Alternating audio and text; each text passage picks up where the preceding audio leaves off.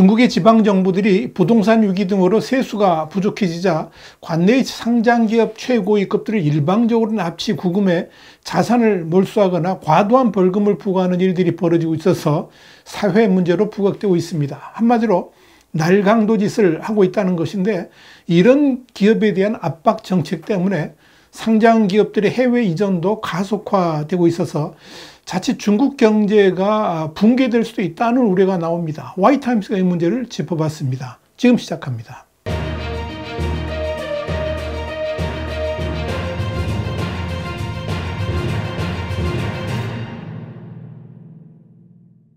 파이낸셜 타임스는 현지 시간 29일 올해 들어 중국 증권규제기관에 제출된 자료를 분석한 결과 올해 상하이와 선전 증권거래소에 상장된 기업 가운데 82곳의 최고위급 인사가 구금됐다면서 이로 인해 기업인들 사이에 불안감이 커지고 경제성장 촉진 노력이 훼손될 위험이 제기되고 있다고 보도했습니다. 중국의 상장기업들은 지배주주나 회장, 최고 경영자, 그러니까 CEO의 구금 여부를 공개하도록 되어 있습니다. 따라서 일반 임원들까지 포함할 경우에 구금 이상의 법적 조치를 받은 사례는 더 늘어날 가능성이 있습니다. 파이낸셜 타임스는 이어서 문제는 이런 상장기업 최고 임원들을 구금하는 데 있어서 법적 근거도 없는 경우가 많다면서 부동산 경기 침체로 재정난에 빠진 지방정부가 과도한 벌금 부과와 자산 몰수로 기업들을 옥죄고 있다는 비판이 나온다고 밝혔습니다.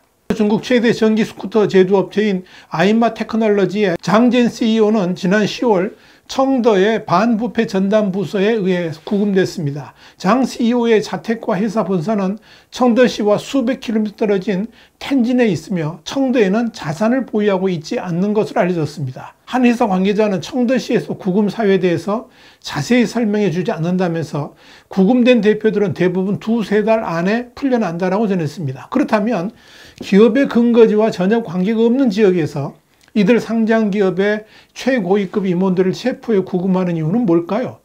실제로 최고위급 인사가 구금된 82곳 가운데 절반이 이처럼 사업 근거지와 멀리 떨어진 지방정부에 의해서 진행되는데, 여기에 대해서 파이낸셜 타임스는 상당수가 지방정부의 원양포획과 관련돼 있어 보인다 그러면서, 원양포획은 중국 지방정부가 불법적이거나 과도한 법 집행을 통해 다른 지역의 민간 회사를 구금하거나 조사하는 행태를 일컫는 신조어다, 이렇게 분석했습니다. 파이낸셜 타임스는 광둥성의 남부지방에서 유출된 공식 문서에 따르면 2023년 이후 한 도시의 수천 개 회사가 다른 지역 당국의 조치 대상이 되었다고 밝혔습니다. 한마디로 지방정부들이 부동산 경기 침체 속에 토지 판매를 통한 수입이 급감하자 민간 기업들에게 벌금을 부과하거나 자산을 몰수해서 재정을 충당하려 한다는 것으로 백주대낮의 날강도와 같은 짓들을 중국의 지방정부들이 하고 있다는 것입니다.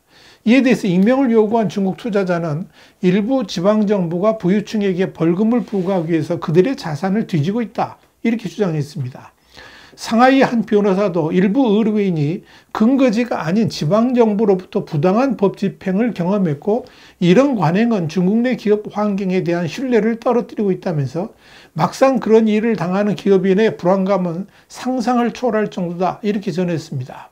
이렇게 지방정부의 기업 옥죄에 대한 비판이 거세지자 중앙정부가 직접 나섰습니다.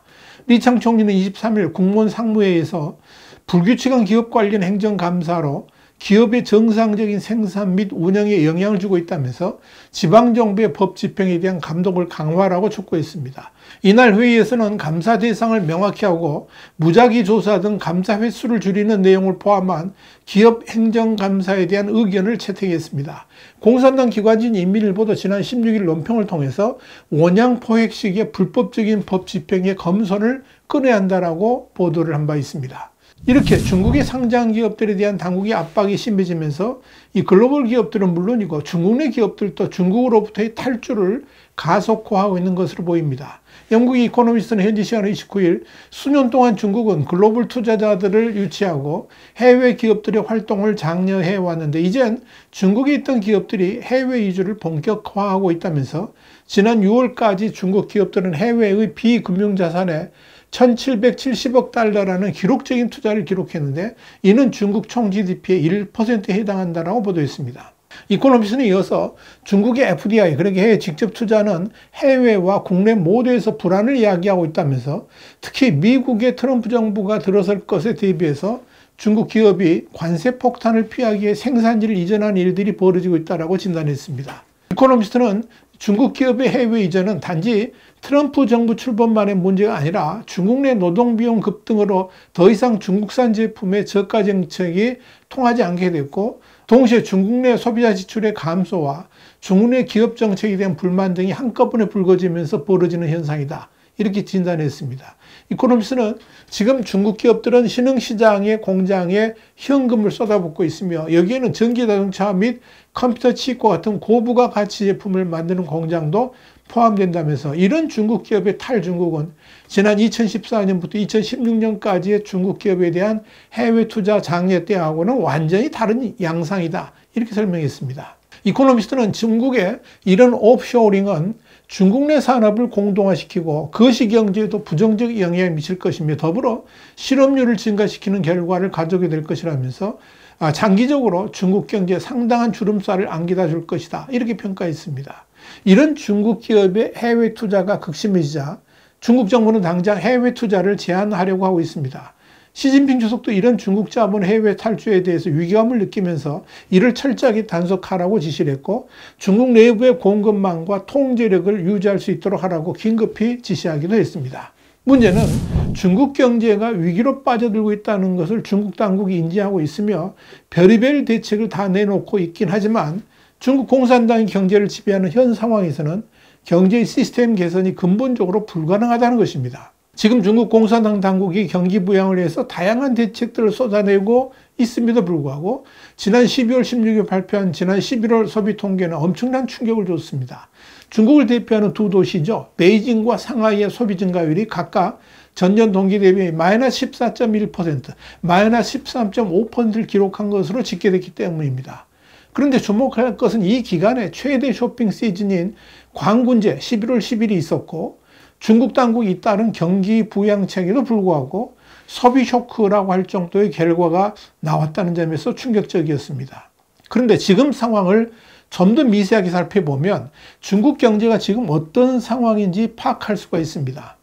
화장품은 마이너스 26.4%, 통신기기 마이너스 7.7%, 석유제품 마이너스 7.1%, 금은보석류 마이너스 5.9% 등이 하락폭이 컸습니다. 이건 한마디로 소비 다운그레이드가 일어나고 있다는 것을 보여줍니다. 특히 중국의 최대 도시인 베이징과 상하이의 소비 증가율은 올해 계속 감소하긴 했지만 11월 들어서 두 자릿수의 폭락을 보였다는 점에서 더욱 충격적입니다. 이런 적이 한 번도 없었기 때문입니다. 그렇다면 왜 이런 일이 벌어지고 있는 것일까요? 이유는 간단합니다. 글로벌 기업들이 철수하고 있기 때문입니다. 베이징과 상하이는 외국 기업들이 몰려있는 곳입니다. 그런데 지난해부터 서서히 글로벌 기업들이 철수하더니 중국 내 반간첩법으로 인한 안보적 위기가 급증하면서 글로벌 기업들이 서둘러 중국을 떠났습니다. 당연히 외국 임직원들도 철수를 했고 고임금의 중국 직장인들도 일자리를 잃었습니다. 그러면서 소비가 부쩍 줄어든 겁니다. 이런 글로벌 기업의 중국 철수는 부동산 경기에도 영향을 미쳤습니다. 베이징과 상하이의 부촌에 속하는 부동산 가격 붕괴가 너무 컸다는 것이 이를 반증해 줍니다. 거기다가 중국 당국이 중국에서도 잘 나가는 금융기업들에 대한 철퇴가 강화되면서 임금 삭감 등의 일방적 조치를 취했는데 이런 여파도 베이징과 상하이의 공동화에 영향을 미쳤습니다. 글로벌 기업의 철수가 미친 여파는 더 있었습니다. 바로 숙박업 매출의 대하락을 가져왔습니다. 올 들어 베이징과 상하이 숙박업의 영업이익이 무려 127.4%는 급감했다는 통계가 이를 말해줍니다.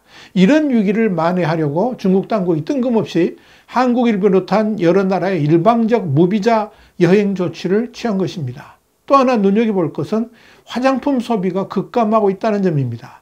사실 경기 침체기에는 화장품 소비가 늘어난다는 것이 정설이죠. 이를 립스틱 효과라고 부릅니다.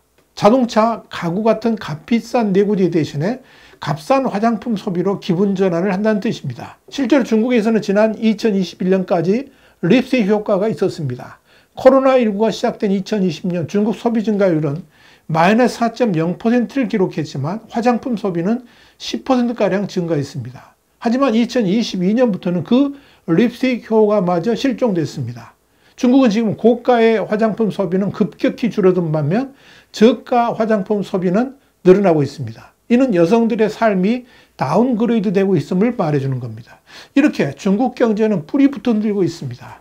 그런데 중국 당국은 특히 지방정부들은 그나마 중국 경제를 버티게 해주는 기업들을 사냥하고 또 흔들어서 지갑을 털어내려고 하고 있습니다. 그러니 중국에서 기업할 마음이 생기겠습니까? 참 어리석은 지도자들이 이끄는 중국입니다. 도대체 경제의 원리를 눈꽃만큼도 모르는 작자들이 완장을 차고 나라를 흔들어대니 잘 될 턱이 없습니다. 정말 한심합니다. 와이탄스 국제정세 분석의 주북이었습니다. 감사합니다.